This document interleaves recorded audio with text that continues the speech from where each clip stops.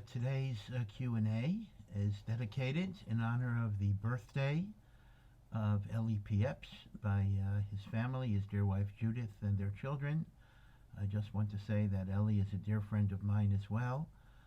He grew up in my shul in Silver Spring, Maryland, so I know him from the time he was a child, and Baruch Hashem, he's grown to be a wonderful, wonderful Ben Torah, and someone who is deeply involved in Am Yisrael and Eretz Yisrael. So, happy birthday, and may you be in good health with your family till Meya V'Yesrim Shana.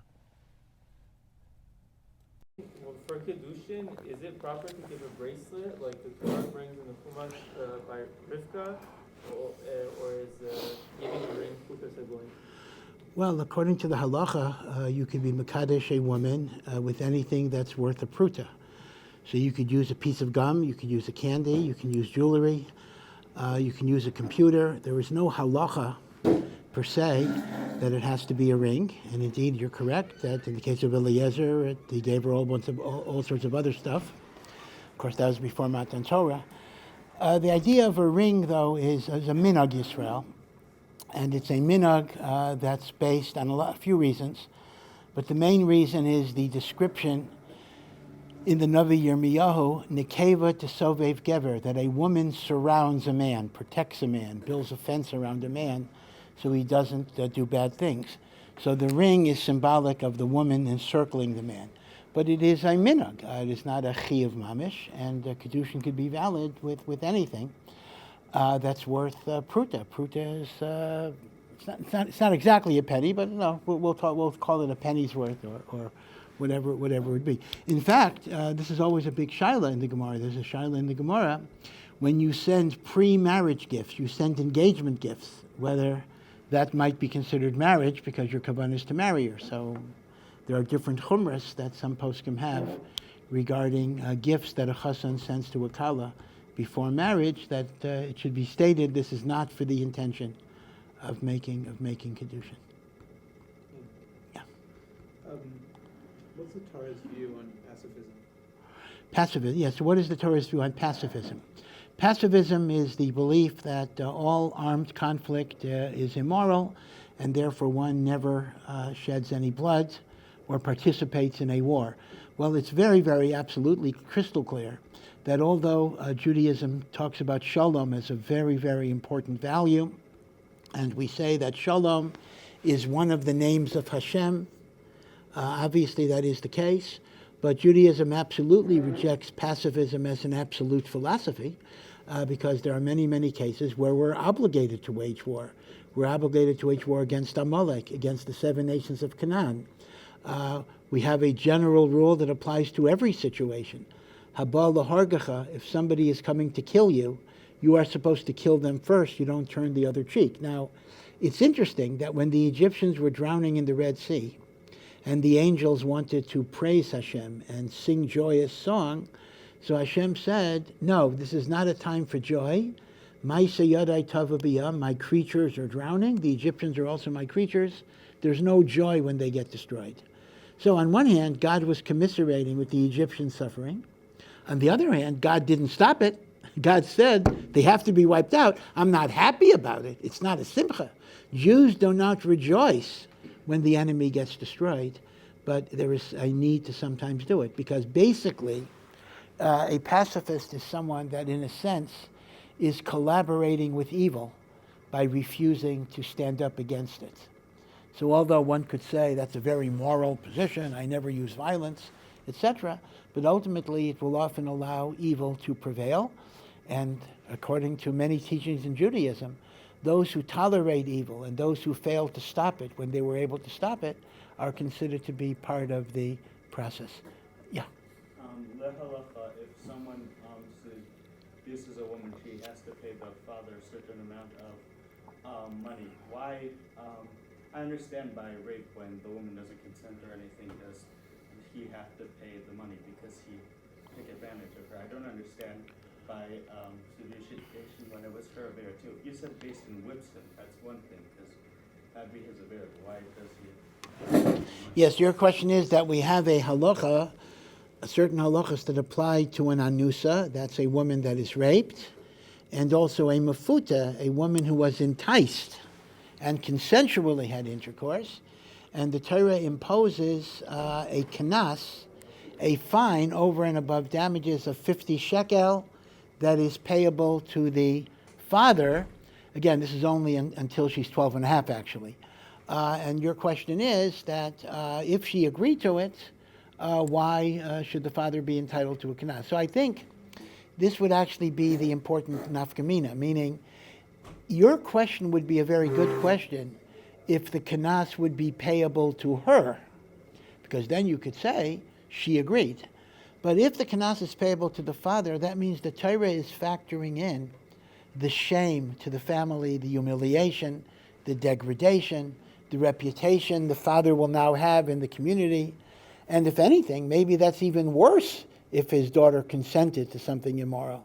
So as a result, your svara would have been a very good svara had we be dealing with her entitlement to money. But in terms of shame to the family, that is still very much there. And that's why we have the kanas. By the way, one of the strangest halachas that really is very, very difficult for a 21st century sensibility to understand is that the Torah says, even in case of rape, the rapist must marry her and is not allowed to divorce her. Now, first of all, it's very, very clear from the Gemara that if she doesn't want it, she's not going to be forced. Okay, so Baruch Hashem, it's not that bad. But still, it's a very odd situation, one would think, that a woman who was raped would want to be married to the rapist. And yet the Torah basically says if she wants, he must marry her, and he's not allowed to divorce her. So again, maybe in most cases that wouldn't happen, but in theory, God forbid, a woman raped, a woman abused in various ways, some people regard it, and again, I'm not saying this is right, this is absolutely not right, but in people's mental consciousness, they sometimes look at a woman in a damaged situation. And there might not be people who would want to marry her. Again, I'm not endorsing it. It's a very wrong attitude in many, many ways, but it is an attitude that does exist. And therefore, the Torah wanted to guarantee that she could have a marriage partner if she so desired. And even though the choice of that marriage partner strikes us as very, very strange. Again, you have to understand something about the Torah, and it's a little risky to talk about it this way. The Torah is, of course, the word of Hashem, the will of Hashem. The Torah is eternal. It applies across all generations, in all situations. At the same time, though, that the Torah is eternal and transcendent, the Torah is also connected to the historical period in which it was given. And it refers to sensibilities and feelings and consciousnesses that existed at the time, even if those particular feelings don't exist today. So it's kind of a strange idea. The Torah is timeless, but it also emerges out of the historical sensibilities that existed at that given period in time. And I think marrying the rapist might be an example of that. Yeah. How does a person know how much bitachon to have and how much hishtadlus to have? Yeah, well, that's one of the most difficult questions in life, not just in Torah. Bitachon is the idea of having trust in God, that God takes care of me, that every single success or failure that I have in life comes from the Ribono Shel Olam, and it's not because of me, it's not because of my talents, it's not because of my success, right? That's what bitachon says. On the other hand, bitachon alone is not going to, put the food on your table. You can't stay in bed and say, I have bitachon, Hashem is going to give me parnasa. Rather, there's a corresponding obligation that is called hishtadlus, in which I have to engage in a certain amount of human effort through the normal, natural processes in order to be zocheh to HaKadosh Baruch Hu's bracha. So it's a very subtle idea. It's not that my efforts get me the bracha. The bracha comes from Hashem, but the bracha comes from Hashem only on the condition that I do what is called a responsible effort. That is why you actually find, many of the Sifrim Moshe point this out, that sometimes you'll find your hishtadlus will be in one area, but you'll get your income from another area. Rav Nata Schiller, he should be well, our Rosh Hashiva, often talked about this in fundraising. He was trying to collect money for a Sameach, which is a never-ending job, to be sure. And he's working on a certain person to be a donor, and he's working. He's getting nothing out of that person. And then the next week, from a person he didn't even know, he gets like $200,000. Now, one attitude might be frustration. Why did I waste my time with that guy? The money was coming from this guy. But there's another way of looking at it. You have to put in Hishtadlus in order to get the bracha. But since it's not a cause and effect thing, it's not that the Hishtadlus I did with Ruvain will get me parnasa from Ruvain, maybe not.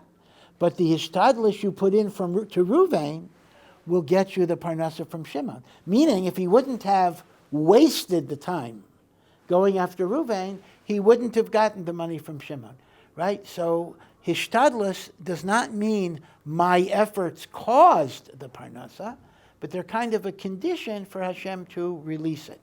As a result, the Chovos HaLevavos famously says that once you've done your Hishtadlus and you've opened up the pipeline of bracha, you will not be able to get a cent more. Any additional Hishtadlus will give you nothing. Or if it gives you more money, you'll have more expenses. You will not come out ahead in that way. Meaning, Hishtadlus up to the right amount, you'll get the bracha. Over and above that amount will give you nothing. So, that's a wonderful statement. But the big question that it leaves unanswered is, how do I know when I've done enough? Who tells me when I've done enough? Maybe some people's Hishtadlus might be to buy a lottery ticket. And some people's Hishtadlus is to work 40 hours a week. And some people's Hishtadlus might be to work 50 hours a week. How do I know that I've done my job? So it is it's a very, very hard question. And I will say, I know people, rabbis give different answers to these questions. I don't know. In Lanias Daiti, I have never heard a good answer because every answer is general, it is vague, and therefore it does not give you any guidance for a specific situation. So it is a very, very difficult question that indeed perplexes me very much. But I would say a useful guideline would be that when you find that your Hishtadlus is interfering with your avodas Hashem, that might be a very strong sign. Cut it down a little bit. So if, for example, the jobs that you have are not allowing you to daven with a minyan, or they're not allowing you to be koveya itim la Torah, then maybe that's not the Hishtadlus Hashem wants you to do. So even if in the short term it means you're making a little less money, you have to assume that that's the Ratzon Hashem. Now, even my answer, which I think has the advantage of being a little specific, is also very vague. Because I just said, well, if your Hishtadlus is affecting your learning, well, that's always going to be the case. If I didn't work at all, I could learn 10 hours a day. If I work, it'll be down to 3 hours a day. That'd be a good job, right? So obviously, Hishtadlus will impact on your learning on some level. So you still have to answer the question, when do I, go into the red zone where it's cutting into my learning so much that I can no longer consider it legitimate Hishtadlus? So it's a very, very good question. Now, one interesting thing the Chovos HaLevavos says, though, is the Chovos HaLevavos actually says, the greater your bitachon, the less Hishtadlus you will need to put forth to merit Hashem's blessing. In other words, it becomes a self-fulfilling prophecy. If I believe I have to work more because I don't have bitachon, God will take care of me, I will have to work more. Meaning, because I lack the bitachon, I'm not zocheh, I need more Hishtadlus. If a person's attitude is, I feel stronger in my bitachon, then you'll actually find opportunities materializing. Now, this is not a game. You cannot play this as a game. This is the problem. People go, okay, I'm going to put God to a test. I'm not going to work for 2 weeks and see what God does. Well, no, that doesn't count, because that's just testing Hashem. Testing Hashem doesn't answer tests, except maybe for tzedakah, and even then. But if a person genuinely has the bitachon, things tend to happen. Things do tend to happen. The extreme example of bitachon, in fact, ad kedei kach that the Chazon Ish was against the shita a little bit, was Navardik. Navardik was a city in Russia, but the school of Navardik, the altar of Navardik, was miyuchad in amazing, amazing, amazing bitachon. Put your bitachon in Hashem, and things will happen that you can't imagine. So, one of the Navardik Rosh Hashivas used to, when he would come to America for fundraising, he would come without any money at all. Meaning, he lands in New York, he has no money. I mean, how is he going to get out of the airport? How is he going to get out of the airport? How is he going to get anywhere? So the story goes, he lands, and there happened to be a Talmud of his who was in the airport. He had dropped off his daughter to go to Israel, and the Talmud asked the Rosh Hashiva if the Rosh Hashiva needs a ride. And the Rosh Hashiva said, oh, that'd be very nice. And they're driving, and finally the Talmud gets up the nerve to say, well, Rebbe, I'm just a little curious. If I wouldn't have been here, how would you have gotten to Queens or Manhattan or whatever? So the Rebbe said, what's the question? You were here, right?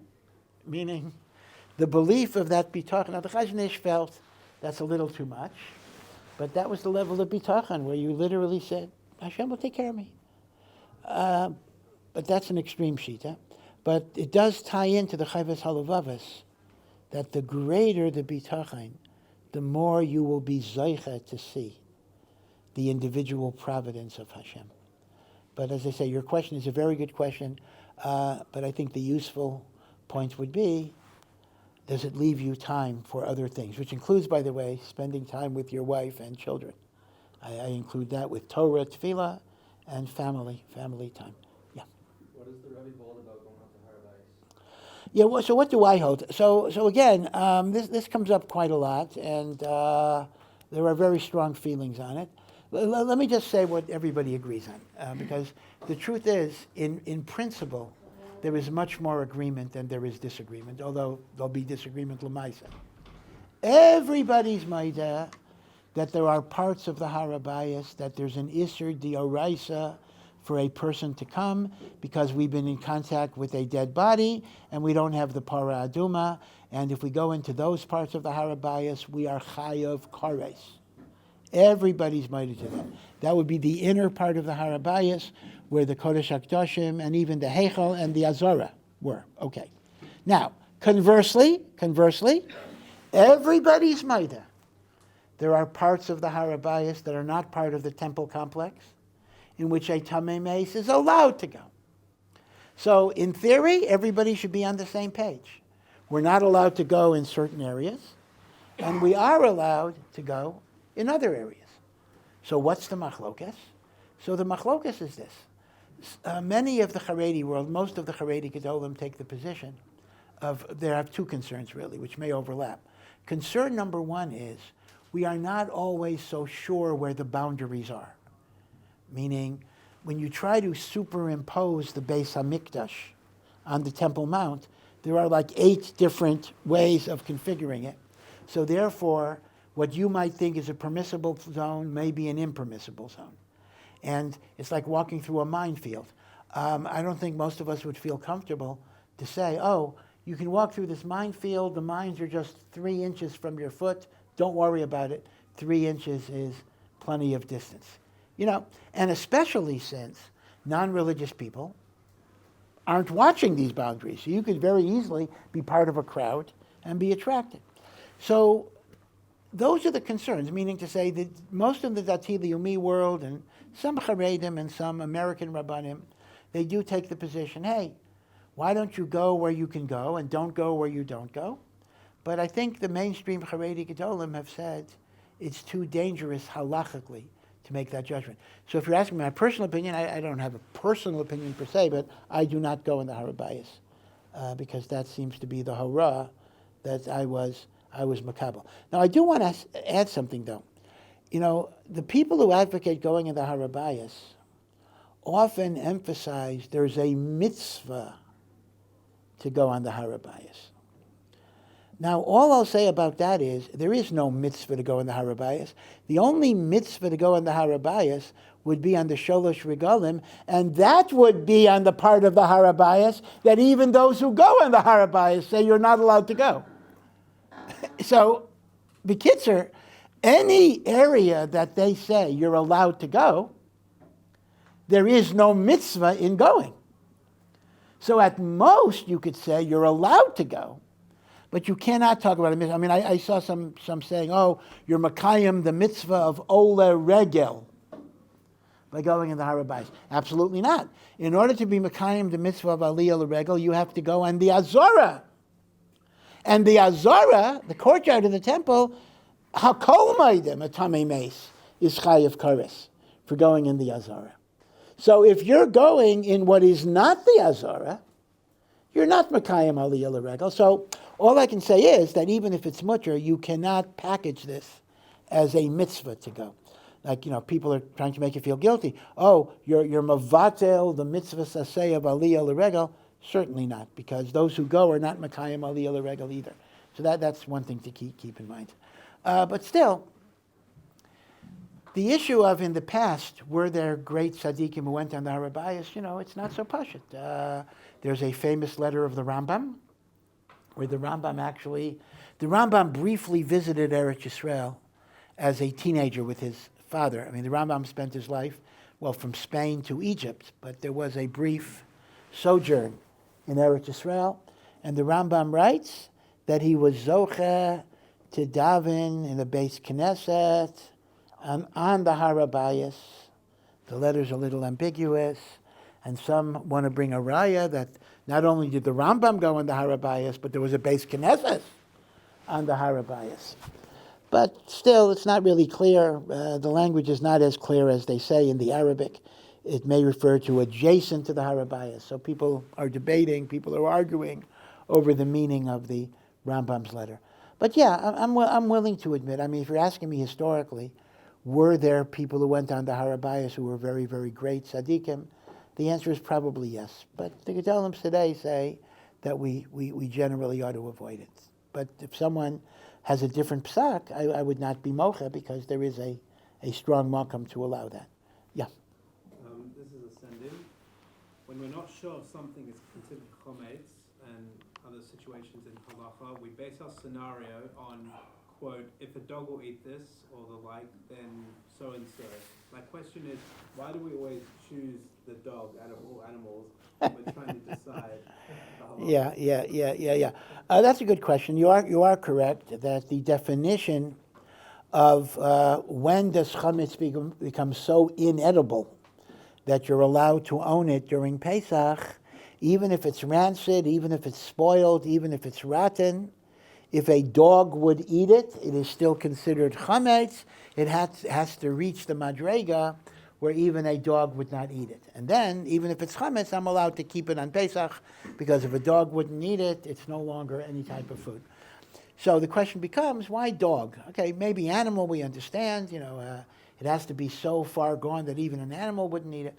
I don't know. I mean, my guess is because dogs tend to eat everything. Dogs are not finicky. Most dogs, depends on your dog, but most dogs are not finicky eaters. So if a dog wouldn't eat it, it's got to be pretty bad. Now, sometimes dogs don't eat because they get offended. That's another thing. If you offended your pet, so one of the shticks that dogs do is they don't take a treat from your hand. Okay, that's psychological warfare. But generally speaking, dogs are not fussy about things, and therefore we want to show that the chametz got to be really, really, really, really bad. What's the story about Rav Soloveitchik? There's a whole story. One of the applications of this issue is whether you need kosher lepesach toothpaste, because toothpaste may contain some grain alcohol, which is chametz. So some said you don't need hashgach, right? Some said there was a psak that you don't need a kosher lepesach hashgacha on toothpaste because it wouldn't be eaten by a dog. The Maisa were machmer, we try to have hashgachas, but at least if it's plain unflavored, there was such a psak. So Rav Soloveitchik of YU told his shir that toothpaste does not need a kosher lepesach hashgacha because it's nifsal mi'achilas kelef. So one of his talmidim raised his hand and said, Rebbe, so there was some toothpaste on the bathroom counter, and my dog licked it up. So my dog ate it. So Rav Soloveitchik said, who are you going to believe, me or your dog? Rav Soloveitchik paskin, the dog wouldn't eat it, the dog ate it. He says, you don't have amunas chachamim, okay. But that's why we go with dog, yeah. Where did Taanis Dibbur come from? Taanis Dibbur?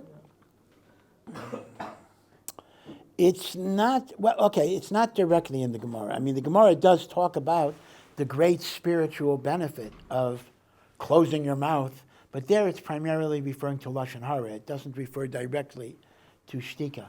But the idea that Taanis Dibbur is a kapara, it's an atonement that's much, much greater than even a Taanis of not eating, that is really from the Talmidei of the Arizal.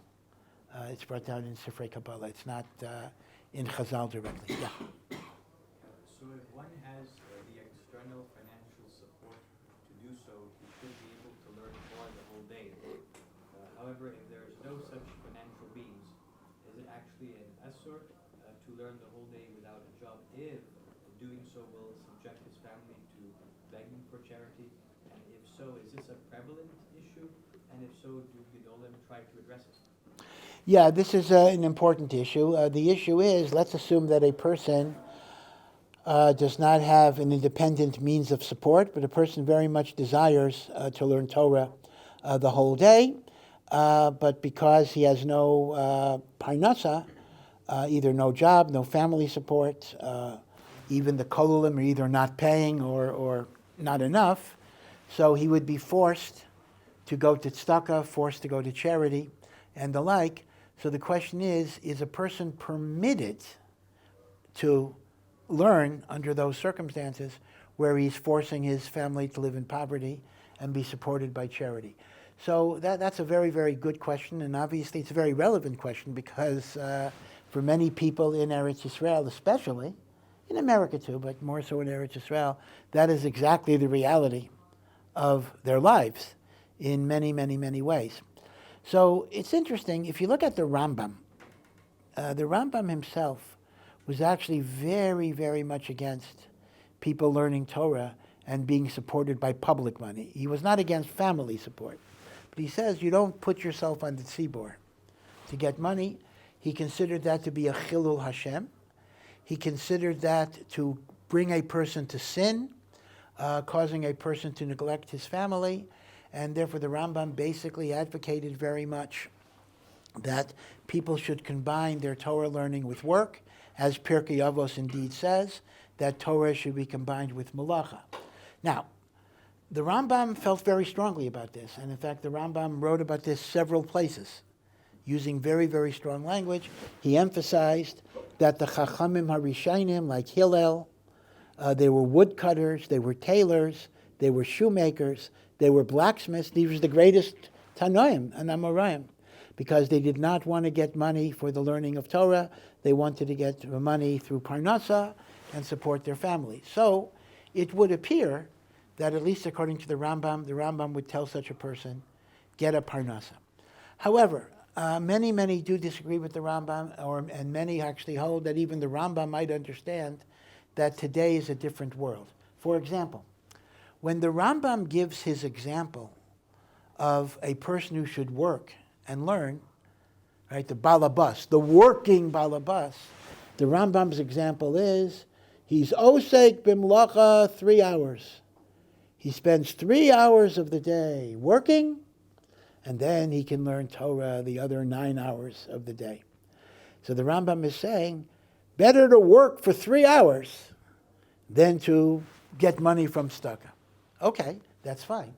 But can you get a job like that today? Can you get a job for 3 hours? In other words, the Rambam is describing a situation that may not always exist, may not usually exist, And in a case where if you work, you'll be lucky to learn 1 hour a day, it could be even the Rambam might be moda. In other words, you have to look at all of the alternatives. Others say, niskatnu hadoros. Our generations are weaker. We're not able to totally combine the learning and the working, and therefore, if you're going to have Talmidei Chachamim, we need them to be full-time. So there are different ways that people follow the Rambam, disregard the Rambam, reinterpret the Rambam. But the most definite thing is the Rambam was absolutely against not working. The Rambam would certainly urge the person to work. Now, what I would say, though, is I would say there is one concern that's even greater than taking tzedakah, and that is the psychological impact on your family. That is, to me, the most important thing. If your wife is going to be miserable and suffering, and if your children are going to be deprived, you don't have the right to be a tzaddik at the expense of causing your family great pain, suffering, and humiliation. If, on the other hand, your family is happy to be poor, in other words, they understand that it's worthwhile for higher goals, and they're willing to live that way, that might be a noble thing. I mean, who says you have to live as comfortably as you possibly can? No, there are poor families that are very, very happy and very together, and that's a legitimate thing. On the other hand, you cannot put your wife and children through suffering, because that's going to backfire. That's going to drive them away from Yiddishkeit and from Torah and from everything else. So that's a very important point. And it's very relevant, the Kolo situation in Eretz Yisrael. Yeah. Is it halachically permissible to do like extreme things like bungee jumping or skydiving, or is it like for the love of Mishmat and love? Yeah, so the question is, are you allowed to do extreme sports like bungee jumping and whatever it is, different types of skiing and whatever, things that seem to be dangerous? After all, there is a halacha. You are not allowed to put yourself in a dangerous place. It is said that this is a violation of nishmartem ha'od l'nafshosechem. You must guard your life. Or we learn it out from Makkah, right? You have to put a fence around your roof, so you shouldn't put bloody, dangerous situations. So what does that mean in terms of dangerous sports? So the one thing you have to understand is this. The so-called black letter principle of halacha says, don't put yourself in a dangerous situation. Well, that's fine, but the problem is, life is dangerous. What do you mean, don't put myself in a dangerous situation? Is crossing the street dangerous? Yeah, in Israel especially. Is going on a bus dangerous? Well, God forbid, buses get blown up sometimes. Cars get into accidents. You can't possibly say, I'm not allowed to do anything that's dangerous, because everything is dangerous. So what are you going to say? Okay, I won't get out of bed. That's dangerous too. I remember when I lived outside of Washington, D.C., there was a newspaper story about an 8-year-old kid in an inner city neighborhood who got killed in his bed. There was a drug battle, a gang war in the street, and a bullet went through the cheap wall of the project department. It pierced it, it killed the kid in bed. So staying in bed is dangerous. Elamai, the standard is, this is going to be a vague term, unusually dangerous. If the dangers are things that people customarily do, it's part of what you call ordinary life, and that may depend on the country, then we have a kind of promise from Tehillim, Shomer Pasoyim Hashem. God protects foolish people. Right? You're doing Kiminhogo Shel Olam. So, going in a bus, going in a car, these are mutter because these are normal parts of life, even though they're dangerous. Shomer Pasoyim Hashem. Now, so the question becomes, so the Yisr is only the unusual. So the question becomes, how does that fit with bungee jumping? So the Aruch HaShulchan says the following svara. It's a very interesting svara. And you have to investigate each case. If the danger of the unusual activity is no greater than the danger of the usual activity that you're allowed to do, let me give you, I'm going to make up the numbers, but I'll illustrate this. Let's assume that driving has I'll make up a number, but has a 1 in 150 chance that you'll get killed. Am I allowed to drive? Yeah, because it's a normal activity. Well, if the risk of death by bungee jumping is equal or less, even though it's not a usual activity, it's already been assigned a risk that is permitted for you to take. So in order to be highly risky and forbidden, there would have to be a higher risk than the activities that are commonly permitted. Now, with bungee jumping in particular, skydiving and the like, so even though there are risks, but the risks tend to be very different for beginners. There's a lot of beginners. A lot of people got killed on their first attempt. Yeah, that's right. That's why there is no second attempt. They're gone.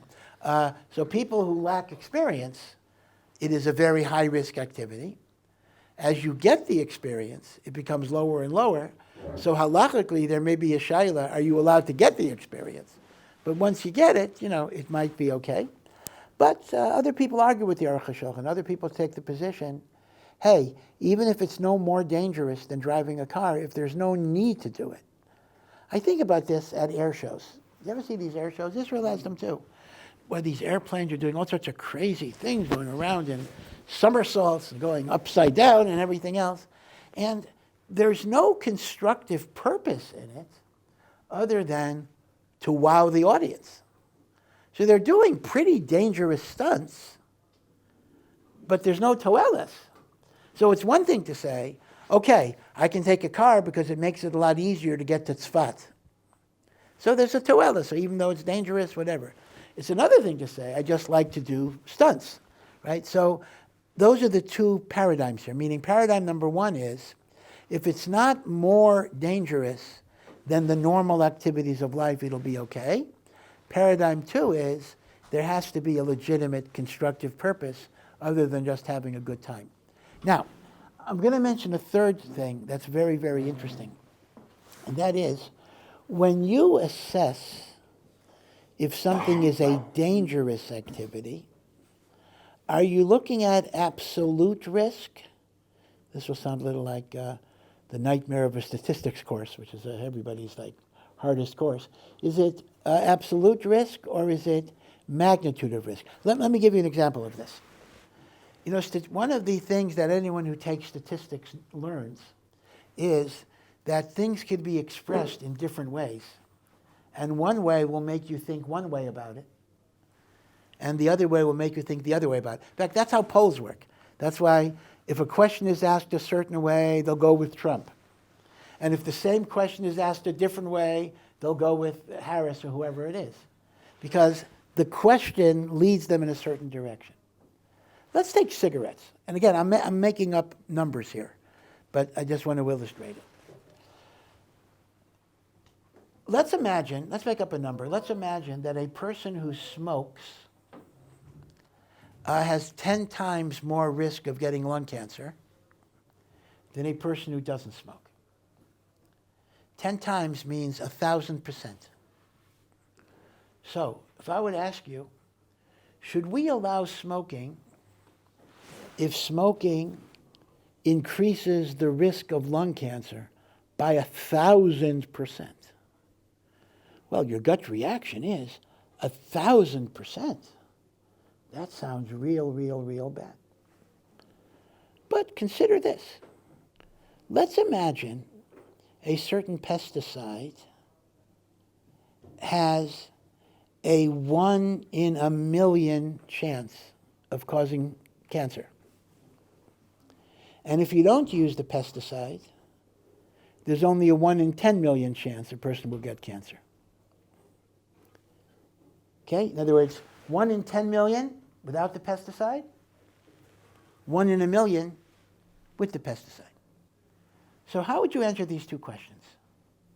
If I were to tell you the use of this pesticide increases the risk of cancer by 1,000%, you would say, ban the pesticide. If I were to tell you use of this pesticide means a person has a 1 in a million chance of getting cancer. Should we ban the pesticide? No, 1 in a million chance. Now, it's the same thing. Do you understand what I'm saying here? Meaning to say, if without the pesticide, it's 1 in 10 million. And with the pesticide, it's 1 in a million. You've increased the risk by 1,000%, but it's still only 1 in a million.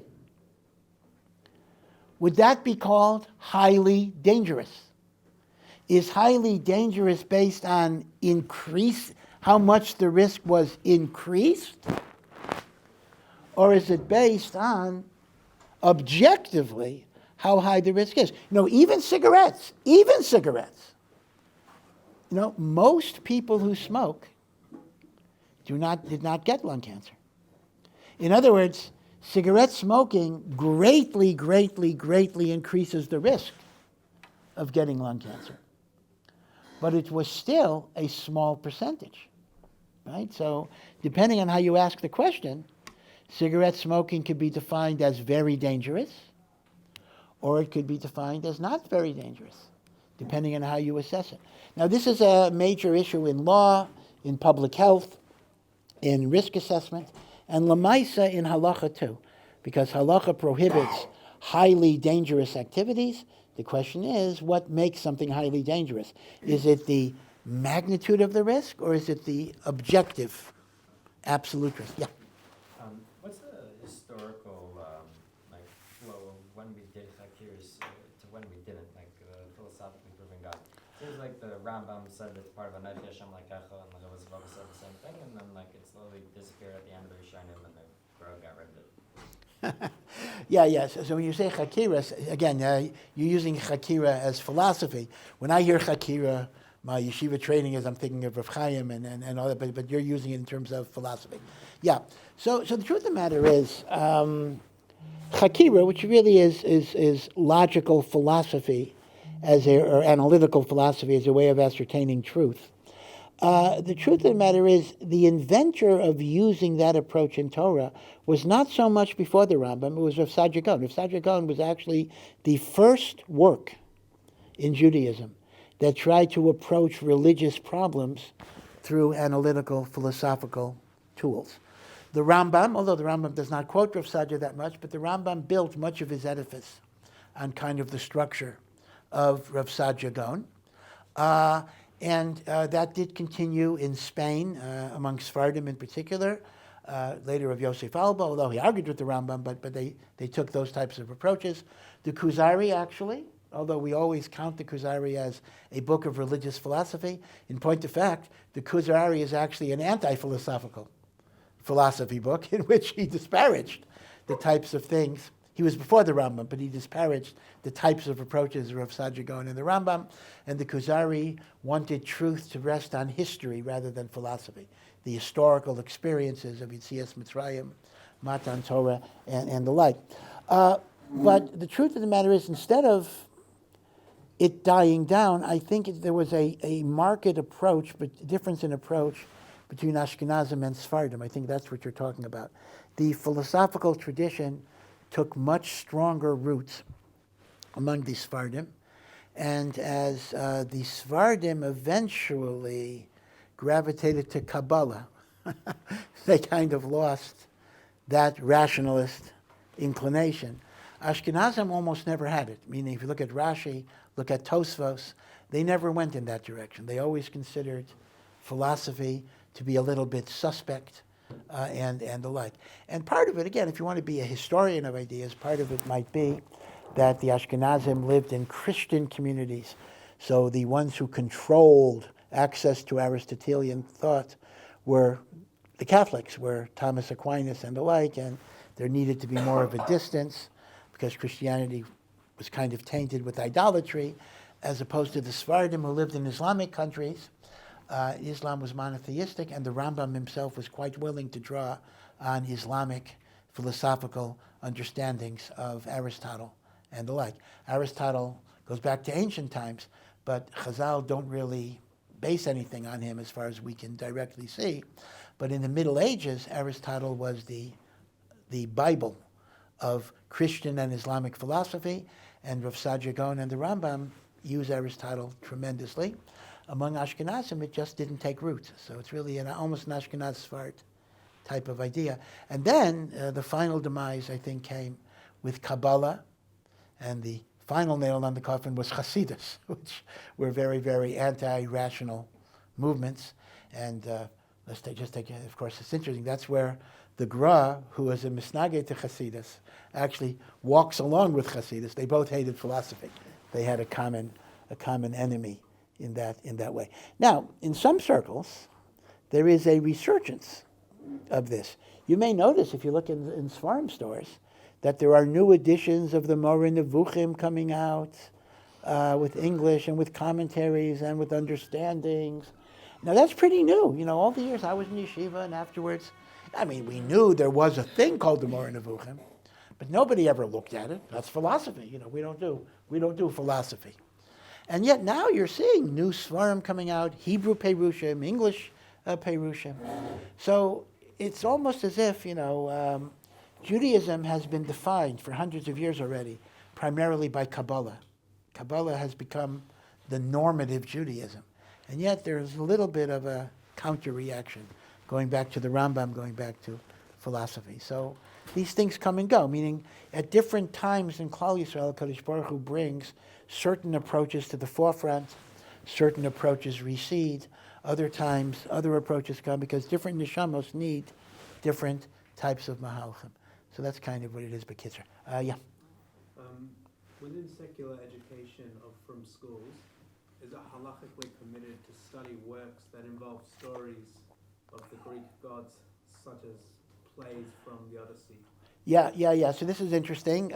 In standard curricula of schools, let's say public schools, part of what is studied, although I don't know why exactly, is Greek mythology, Greek and Roman mythology. And all of these are about the small g gods, Zeus, Jupiter, right?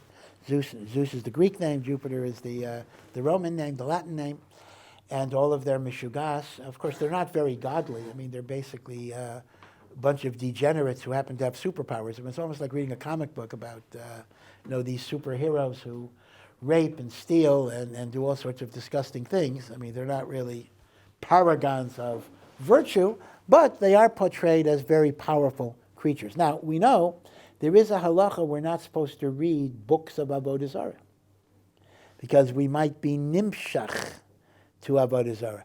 One should not read the Christian Bible unless it's necessary for anti-missionary work or whatever. So the question is, would Greek mythology fall under the prohibition of Sifrei Avodah Zarah? So Rav Moshe Feinstein has a tshuva on this. Rav Moshe Feinstein actually says a very interesting thing.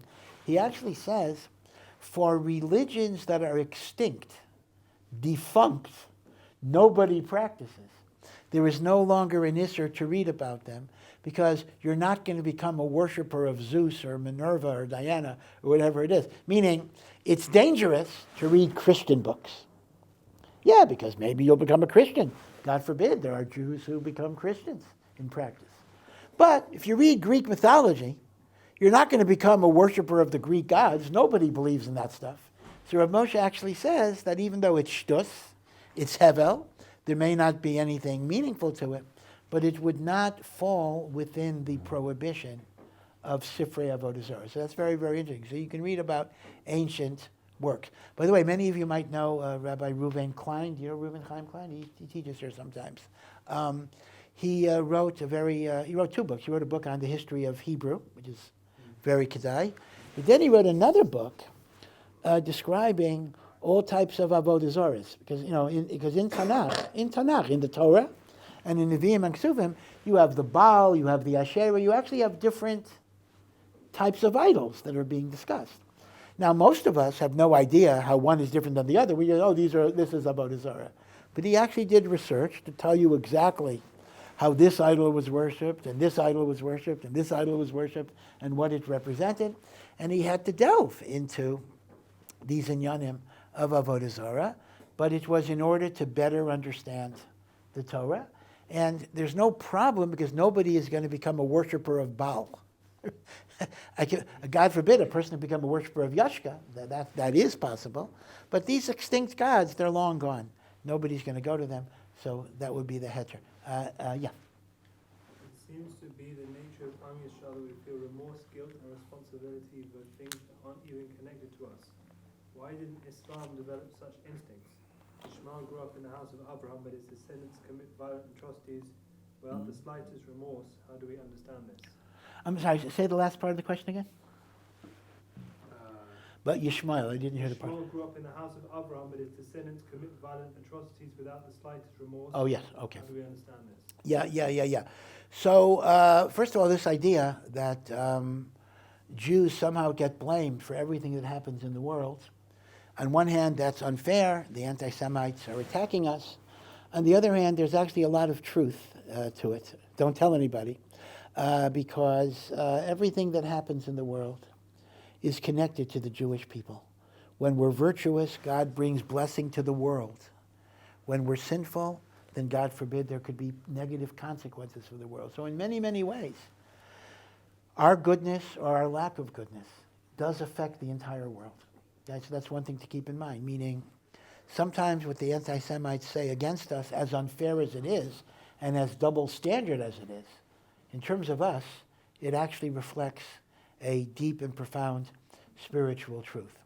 In terms of Yishmael, listen, I'm not going to justify it.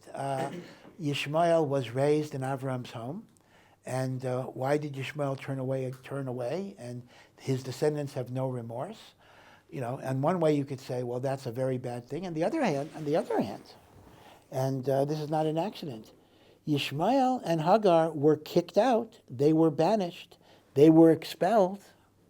That could leave a bad taste in your mouth too, right? In the 1970s, this is before you guys were born, but there was a hijacking of an airplane. It was taken to Uganda.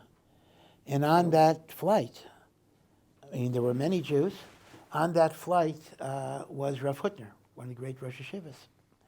And Baruch Hashem, people were released. I was in Entebbe raid and everything else.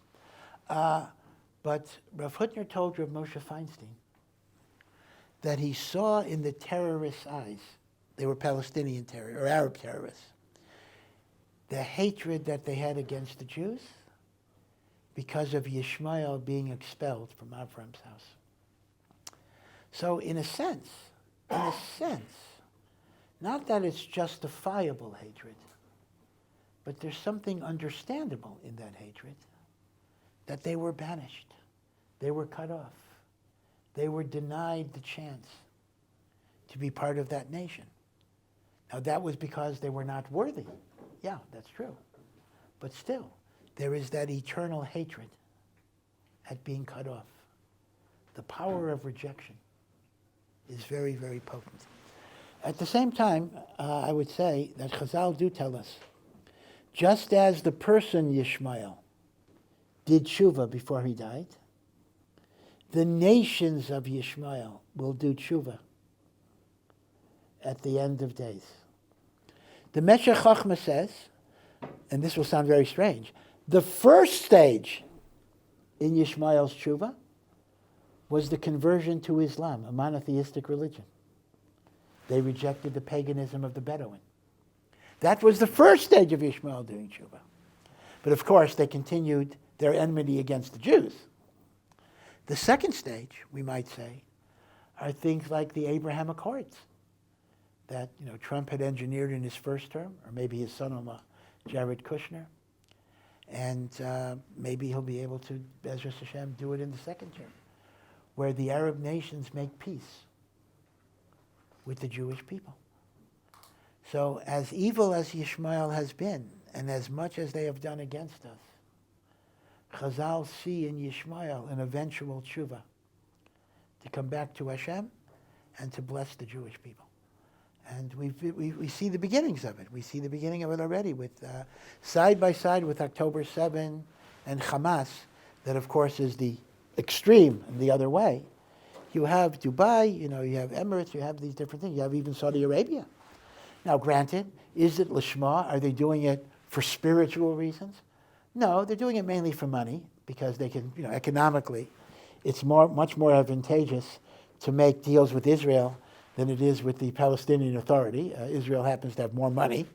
But still, mitoch shelo lishma ba lishma, even things that are not done l'shem shamayim can eventually turn into real tshuva. Yeah.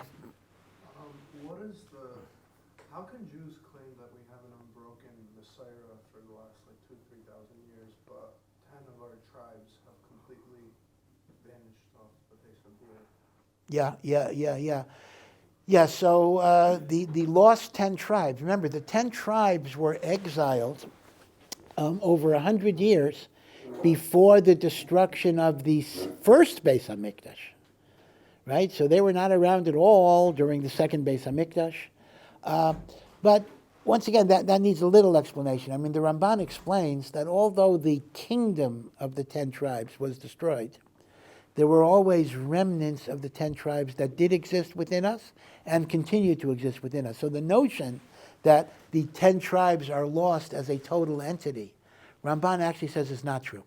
What was destroyed was the kingdom and governmental structure of the 10 tribes, but there were many, many refugees that got assimilated to the Jewish people. This is actually mukhrach. The Ramban's point is 100% clear from a perusal of Divrei Hayamim, Ezra, and Nehemiah, which talks about the Jews returning to Eretz Yisrael after the 70 years of Babylonian exile, and it specifically mentions at least some numbers of different tribes that came. So in that sense, there never was a complete severing of those 10 tribes.